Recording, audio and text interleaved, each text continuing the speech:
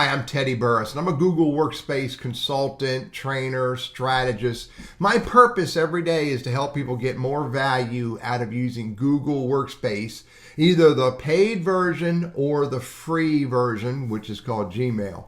And in this video, I'm going to touch on some high-level ideas, tactics that you could be using when you're using Google Drive with others. Now, I'm going to give you high-level ideas, but each bullet point that I'm going to share with you, there is a subsequent individual video that will dive deeper into each idea that I share with you. It'll be in this YouTube channel, and I'll give you links to all those videos in the description section of this video. So let's get started. Basic sharing features. You can share individual files with other people in your Google Drive. You can set permissions of each time you share a file so that the viewers, the people you're sharing it with, can either view the file, edit the file, or comment on the file. You can share with individuals or publicly with anybody on the internet that does a Google search and finds your shared file. And you can also share the entire Google Drive folders with their respective files in it, so that anybody you share that folder with can not only get to the folder, but can also get to the files and have all the same permissions associated with that folder, whether you share the folder for view, for edit, or comment purposes. Collaboration. Google Drive is a great way to collaborate with teams, whether those teams be individuals in your corporation or your association or your community. Fabulous collaboration features. You can collaborate live with others on a single file. Multiple people can be in the same Google file, editing it, commenting on it, making adjustments. We also have version history management, so if you want to go back to a previous version after it's been updated, you can do that at the file level. There's commenting features so that when you are collaborating, others can make comments or suggestions that you can then apply, or you can review their ideas and then delete the subsequent comments. Collaborating, again, can be done at the individual level for individuals as well as publicly. Public sharing of Google Drive files. You can share publicly for viewing only or for editing as well. You can embed Google Drive files onto other platforms or websites so that people can access them, either access the whole file, view the whole file, or just view the link or access the file through a link.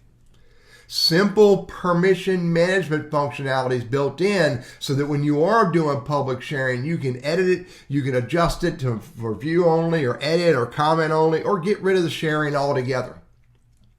And you can set password protections so that the individuals have to know the password. And furthermore, you can even add expiration dates to the sharing of your Google Drive files.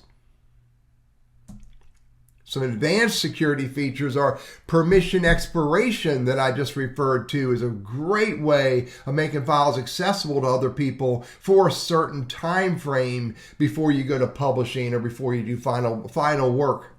Limit access so that they can only view it, or you can limit printing or limit downloading of the content that others are viewing once you've shared it. You can create simple URLs or shorten URLs of the content, make it easy for you to share that URL in other spaces. And you can manage shared drive space, which is a whole nother feature of Google Drive for teams or for work groups altogether. A few tips and tricks I'll share with you now, but again, all of these ideas I'm sharing with you, I'm going to create individual videos on each idea and even other ideas. I'm going to put it in this channel. I'm also going to put the links to all of those videos into the description of this YouTube video so it makes it easier for you to find them. Just a few high-level ideas. Subfolders are a great way to manage your content and manage your Google Drive environment. naming structures. You name the folders in very deliberate ways. You name the files in very deliberate names. Again, when you're sharing folders, it makes it very easy for you and for others to be able to figure out what is the content and how can that content be used. Google Drive notifications are also very useful so that if a file gets changed by someone you're sharing it with, you'll get alerted to that. If someone requests additional access to a file, you will be notified of that. And if someone comments on a file, you can get notifications. Notifications are very useful in Google Drive sharing functionality.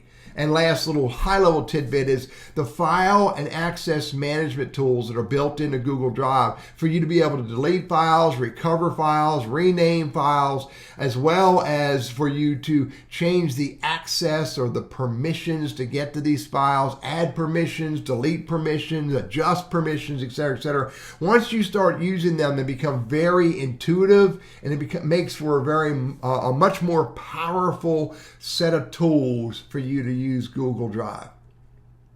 Subscribe to this channel, ring the bell, because again, I'm going to create lots more content on each little idea that I've shared in here, and I'm going to put all this in this channel for you. And please comment on this video and ask me any question. Comment on any of my videos and ask me any question, and I will give you the answer. And often I'll give you the answer by either pointing you to an existing video, or I will create a new video just to answer your question.